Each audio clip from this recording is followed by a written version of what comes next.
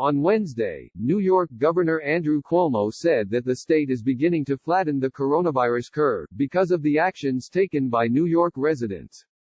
We took dramatic actions in this state. New York pause program that closed down schools, businesses, social distancing, and it's working, Cuomo said during Wednesday's press briefing.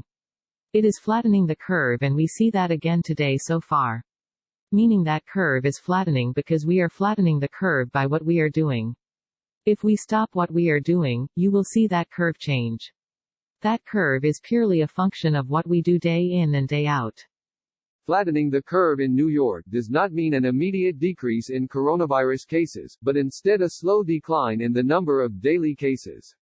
The decline in daily cases helps to alleviate the stress on the state's healthcare system, ensuring that hospitals won't become overwhelmed by the number of patients, which Cuomo touched upon during his press briefing. The number of patients hospitalized is down, and again we don't just look at day-to-day data, you look at the 3-day trend, but that number is down. The 3-day average trend is also down, Cuomo said. So, we see the quote-unquote flattening of the curve. We have more capacity in the hospital system than ever before, so we've had more capacity in that system to absorb more people. Cuomo also noted that if New York residents don't continue to social distance and follow other measures that are helping to slow the spread of the virus, the flattening of the curve could stop. There's a big caution sign. That's if we continue doing what we're doing, Cuomo added. We are flattening the curve because we are rigorous about social distancing, etc. So, if we continue doing what we're doing, then we believe the curve will continue to flatten. But, it's not a time to get complacent, it's not a time to do anything different than what we have been doing. We have to remain diligent, we have to remain disciplined going forward, the New York governor said.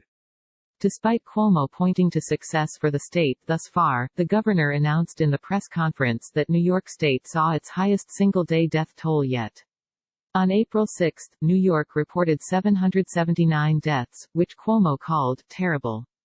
During his press briefing, a graphic was displayed showing how the number of deaths in the state has continued to increase on a daily basis, but the governor noted that the increasing number of deaths stem from those who have been hospitalized for a long period of time. The number of deaths will continue to rise, as those hospitalized for a longer period of time pass away, Cuomo said.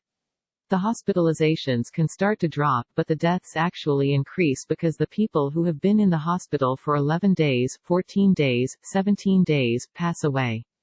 That's what we're seeing. New York continues to have the highest number of cases across the U.S. according to a tracker provided by Johns Hopkins University. There are over 140,000 cases in New York and at least 13,007 deaths.